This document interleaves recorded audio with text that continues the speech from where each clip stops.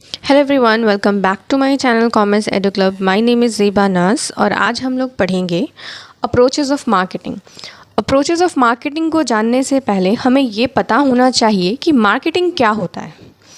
तो मार्केटिंग का मतलब होता है ना कि जो कस्टमर्स की जो नीड्स हैं, वांट्स हैं, डिज़ायर है, डिमांड है, उसको एनालाइज करना और एनालाइज करने के बाद वैसे ही प्रोडक्ट्स को प्रोड्यूस करना जिससे जो कस्टमर्स हैं उनकी जो वांट्स हैं, नीड्स है, डिमांड है, वो फुलफ़िल हो जाए।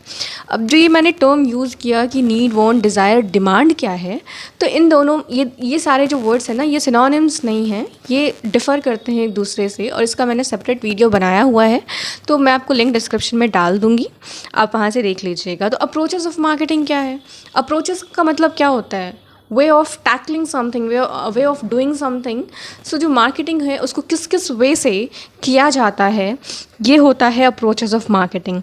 इसमें हम लोग सबसे पहले पढ़ेंगे प्रोडक्ट अप्रोच, फिर पढ़ेंगे इंस्टीट्यूशनल अप्रोच, फिर फंक्शनल, फिर मैनेजमेंट अप्रोच और उसके बाद हम लोग पढ़ेंगे system approach, then societal approach, legal approach and economical approach. अब हम इन सारे अप्रोचेस को एक एक करके डील करेंगे कि ये है क्या। मार्केटिंग का जो फर्स्ट अप्रोच है वो है प्रोडक्ट अप्रोच। प्रोडक्ट अप्रोच में क्या होता है कि जो मार्केटर है ना, वो स्टडी करते हैं कमोडिटी के बारे में कि जो मूवमेंट हो रही है कमोडिटी की कहाँ से कहाँ तक, तो फ्रॉम प्रोड्यूसर टू कंज्यूमर उसको स्टडी करते हैं। उससे क्या होता है, this gives a good result over the marketing of each product, but it's a time consuming and a repetitive process. ये अच्छा रिजल्ट तो देता है स्टडी करने पर, बट क्या है, ये टाइम कंज्यूमिंग प्रोसेस है and it's a repetitive process. हम लोग एक ही प्रोडक्ट को बार बार एनालाइज कर रहे हैं, स्टडी कर रहे हैं, तो वो क्या हो रहा है, इससे वो टाइम ले रहा है, तो it's a time consuming and a repetitive process. मेरा सेकेंड अप्रोच है इंस्टीट्यूशनल अप्रोच। इंस्टीट्यूशनल अप्रोच को क्या कहते हैं हम लोग, मिडिल मैन अप्रोच भी कहते हैं। इंस्टीट्यूशन का मतलब क्या होता है, जो भी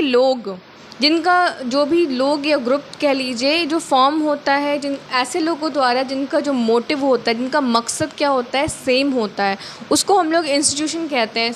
जैसे यूनिवर्सिटीज़, कोचिंग सेंटर्स, इनमें क्या होता है कि जो बच्चे होते हैं उनका सबका मोटिव यही होता है कि पढ़ना, डिग्री लेना। यूनिवर्सिटीज़ में तो डिग्री लेना एंड कोचिंग इंस्टीट्यूट में पढ़ना, तो ये जो है ना, ये इंस्टीट्यूशन कहलाता है।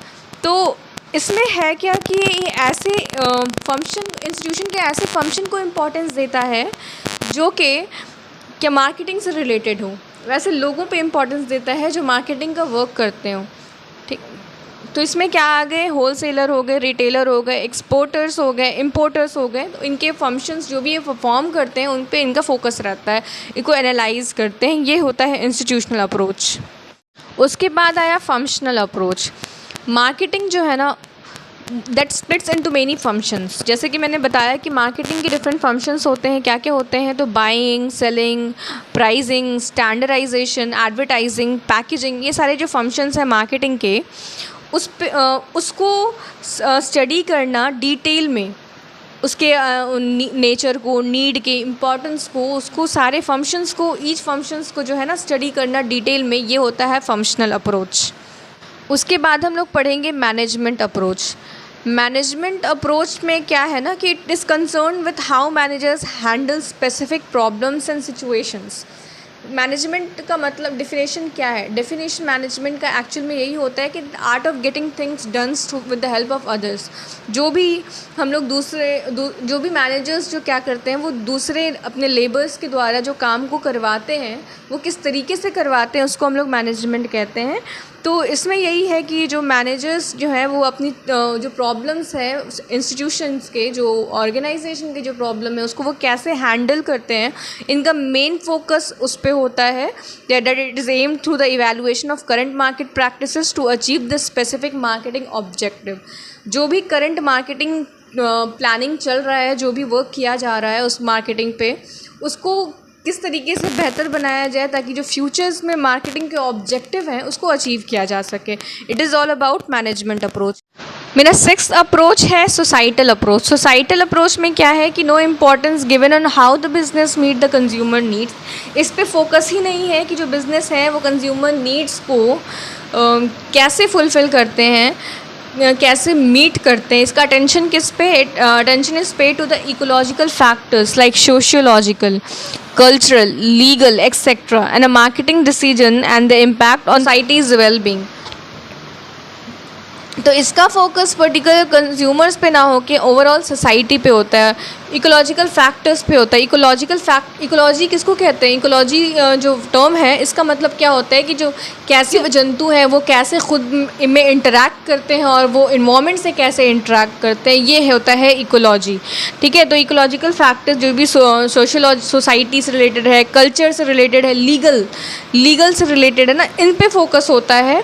और इसका जो इफ़ेक्ट है, जो मार्केटिंग का जो डिसीजन हो रहा है, उसका जो इम्पैक्ट पड़ रहा है वो सोसाइटी के हित में कैसा पड़ रहा है, अच्छा पड़ रहा है या बुरा पड़ रहा है. तो it is all about the society, यानी इसका मेन फोकस किस पे है? सोसाइटी पे. 7th अप्रोच है मेरा लीगल अप्रोच. लीगल अप्रोच में क्या होता है कि जो मार्केटर क्या एनालाइज करते हैं, क्या किस पे कंसंट्रेट करते हैं, जो सिर्फ लीगल एस्पेक्ट्स पे कंसंट्रेट करते हैं.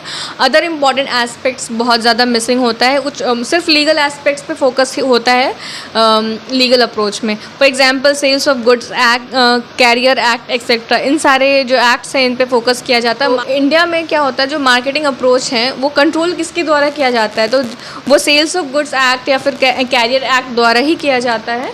इसलिए जो लीगल अप्रोच में क्या है, वो सिर्फ लीगल एस्पेक्ट्स को ही इम्पॉर्टेंस दिया जाता है, बाकी अदर एस्पेक्ट्स इसमें मिसिंग होते हैं. उसके बाद हम लोग पढ़ेंगे economical approach.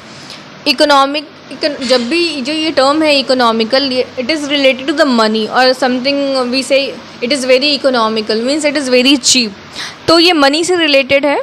This approach deals only with the problems of supply, demand and price which are important from the economic point of view. ऐसी चीज़ों पे, ऐसे एस्पेक्ट्स पे फोकस करता है जिनका जो भी रिलेटेड है इकोनॉमिक पॉइंट ऑफ व्यू से, उस पे फोकस होता है. सप्लाई पे होता है, डिमांड पे होता है, प्राइस पे होता है. जनरली क्या होता है कि जब किसी भी प्रोडक्ट का जो सप्लाई है, जब वो बहुत ज़्यादा राइज़ हो जाता है तो उससे क्या होता है, प्राइस जो है वो घट जाता है. सिमिलरली क्या होता है, जब डिमांड ज़्यादा हो और प्रोडक्ट का सप्लाई कम हो तो क्या होता है, प्राइस बढ़ जाता है. तो इसी एस्पेक्ट्स को देख करके सिर्फ इकोनॉमिकल एस्पेक्ट्स पे फोकस होता है. तो ये है हमारा इकोनॉमिकल एस्पेक्ट्स, इकोनॉमिकल अप्रोच. इसी के साथ हमारा आज का सेशन एंड होता है. I hope you like my video and do not forget to like, subscribe and share. Thank you.